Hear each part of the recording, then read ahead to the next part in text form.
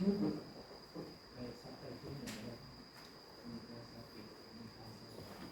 เองครับยึดปฏิบัติ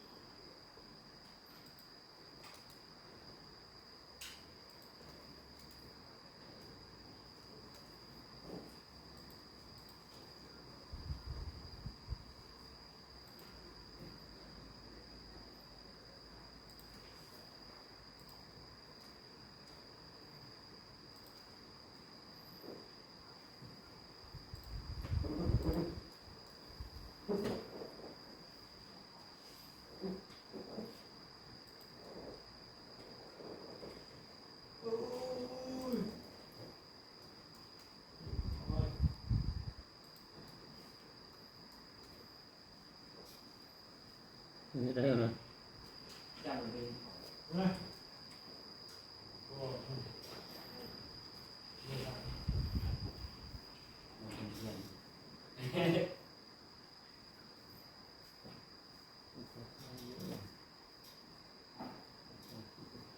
เฮ้ยลืมปิดไฟ น้ำดีอยู่ ดีเลย น้ำได้ไหมน้ำได้ไหม บ้าน โอ้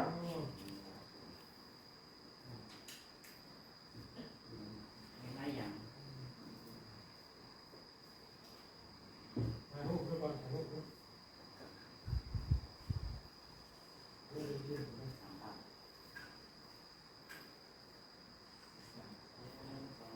x นี่เป็นไงคุณ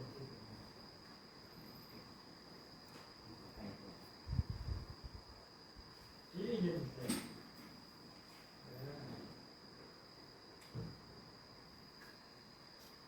โต๊ะเรื่องตัว2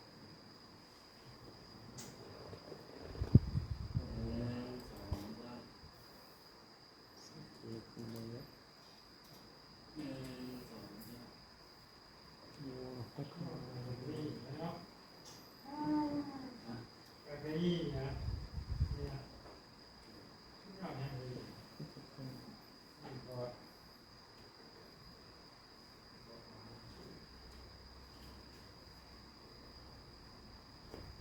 โอ้ปัจจัยที่ถูกต้องโอ้ก็จะขึ้นมาว่าจะปีวิสาเกให้ปีพุทธองค์ให้เสวะต้องขอบคุณสุด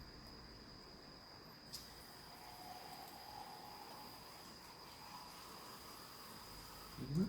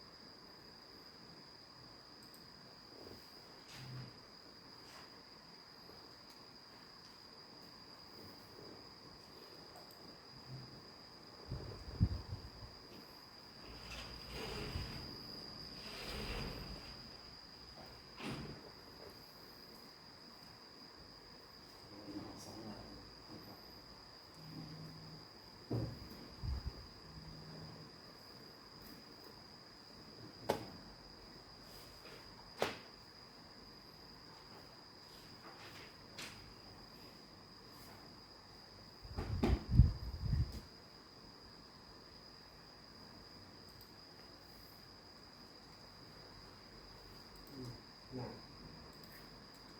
ไม่ได้บอกที่ไปซื้อมาเป็น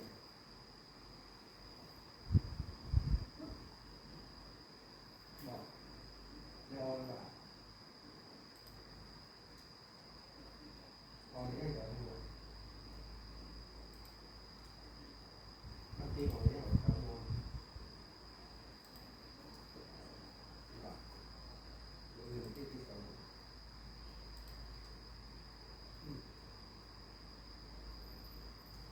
ไปเรื่อง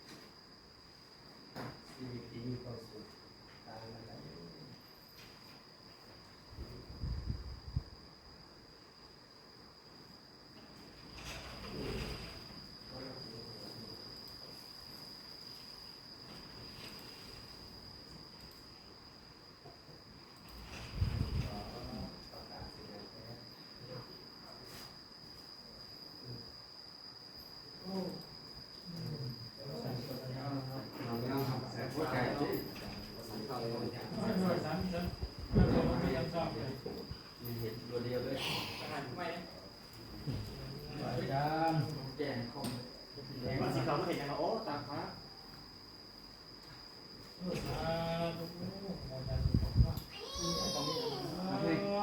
ำให้เขาในเห็ดได้ป่ะเห็ดแข็งได้ สาธุสาธุสาธุคุณไปเอาหนูว่ามาถวาย ทำพิธีก็ ว้าว ถวายก็เลยเดี๋ยวจะไปแจ้งนะทำไง ทำอย่างนี้คือว่า แต่ในบ้าน โอ้ ไม่ของใคร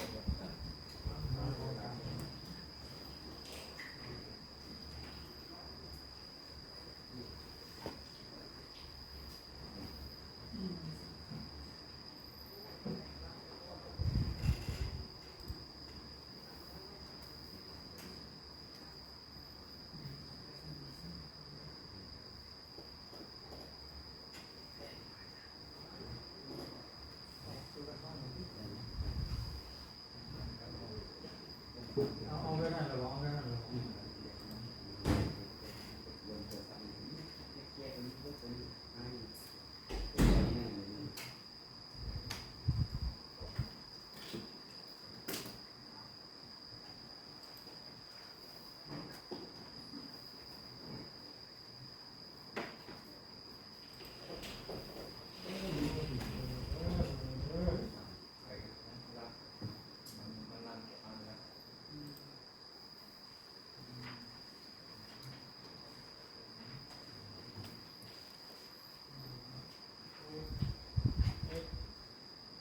เล่นไป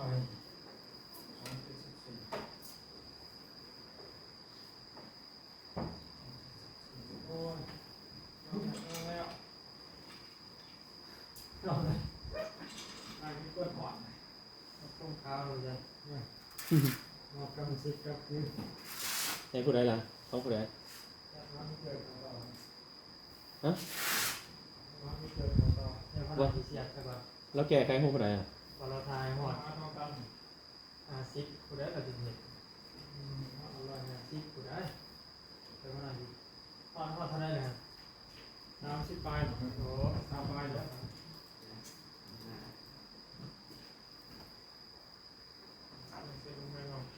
โอ้สามด้วยสามฮะ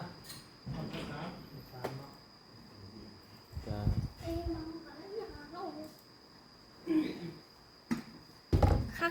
ค่ะอาจารย์ ยังกำแพง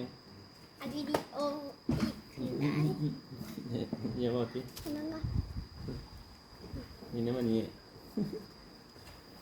เป็นจังได้กำแพงเป็นพอเลยว่า เอาแล้วเห็ดดนเนาะอาจารย์ ฮะ เห็ดดนเนาะนี่เป็นฮอต16น่ะเป็นฮอต16 นาทีพนักนี่ อ๋อ16 นาทีแล้วว่ะ 17นะ กดไทยพูดมันสิกดไทยสุด หัวอาจารย์บ่ฮอดอ่ะ อ่ะ 1 2 3กระดับ มือกล้องอ่า มือกลองสมาธิ คือได้จับมือกล้องได้จับ เอามาทั้งทีที่มาเฮ็ดนี่ ไปนำเห็นนำไปพายนำไป เดี๋ยวว่าได้ถ่ายแต่ละองค์ไปเลย บ่เกี่ยวกันว่า ให้มันเรียนกันไปซื่อๆหมดเลยเนาะ อีกครั้ง ก็ต่ออาจารย์กำลังขัดอยู่นี่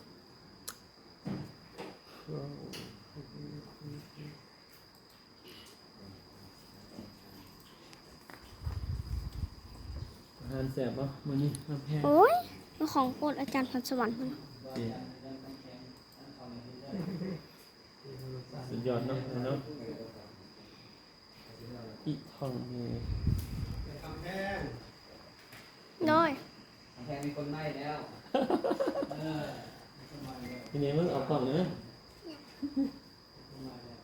เฮ็ดเฮ็ดหนังสือตีกำแพง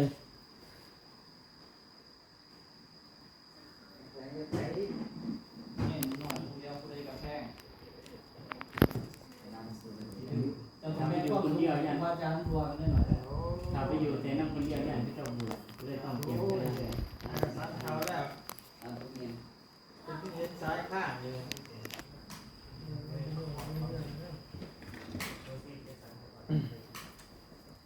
ก็แล้วเดินชมมาหน่อย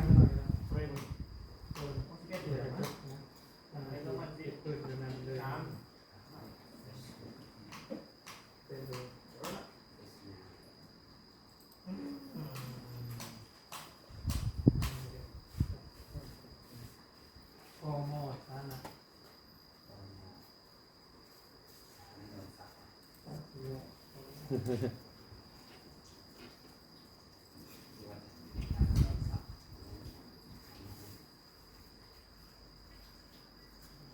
บอกแปลว่าอย่างไรแล้วบัดนี้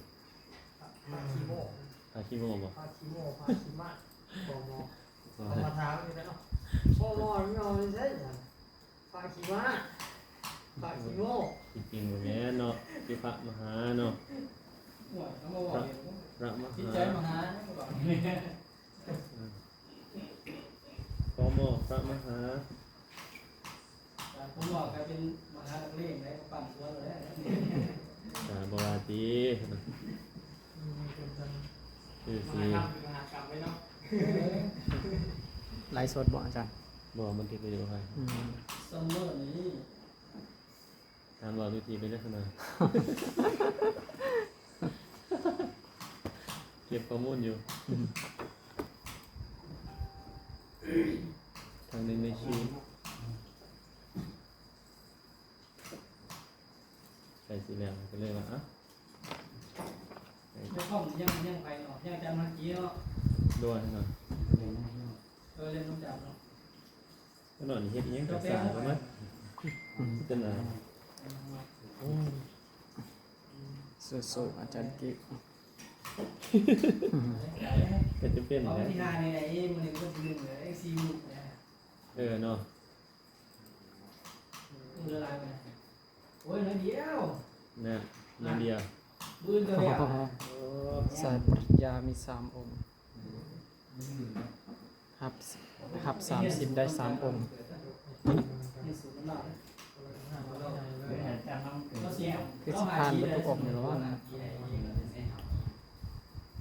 แต่ว่ามอนี่มันอยู่แล้วอันนี้ใหญ่จะไรเด็ก ปอบเนาะ เบิ่งตาเดียวพิเศษดีนะเขาแปล สาวบอล วานอรัสกาคือเสาร์อาทิตย์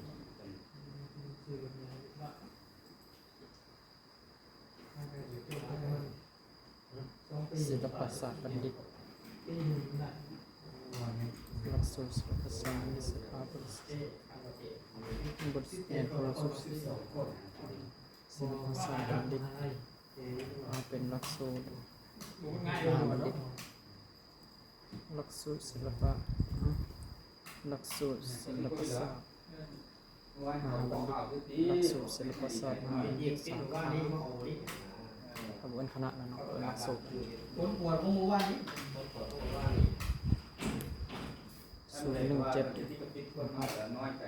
ได้จับ สมัครสอบนะครับเป็นตัวสมัครสอบ017ระดับ47นั่นเองระดับ42นะครับ เป็นยังไงแล้ว ยังกำแพง ธรรมดาเจอกำแพง กำแพง เมื่อคืนนี้นอนใส่กำแพง นอนอยู่นี้ นอนในห้องการเนาะ017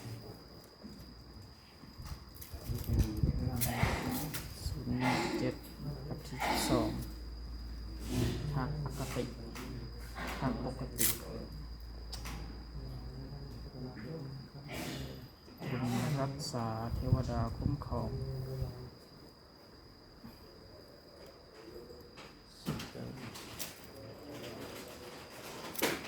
ท่านใช้ทองลดไว้นะครับทองวันทำงานวันพุธได้ขึ้น1,000,000 ใหญ่จัง ได้ ไปใช้เลยเล่นอย่าง เป็นยังครับ ตามซิวมัน เบิ่งข้อมูลหัวเลย เล่นนี่ก่อนอ่ะ เป็นเรื่องข้อมูล ข้อมูลหัวเลย ข้อมูลเฮ็ดนี่สามารถดำเนินคดีได้หายาเลย พรบคอมพิวเตอร์บ่ เขาข้อมูลเรื่องนี้ ใครแน่นี่อะไรเบิ่งถูกงเนาะ อาจารย์ทุกตัวอีกได้เลยอย่าเรื่องมันได้เลยเนี่ย ไปหาเนาะใช้ซื้อเอาทีนึงคือว่า คือนอนเสียข้อมูลนี่ ตัวคอดทีนึงเนาะ ฮะเมียวเสย ไปยิ่งมา เ นี่เราลงเนาะ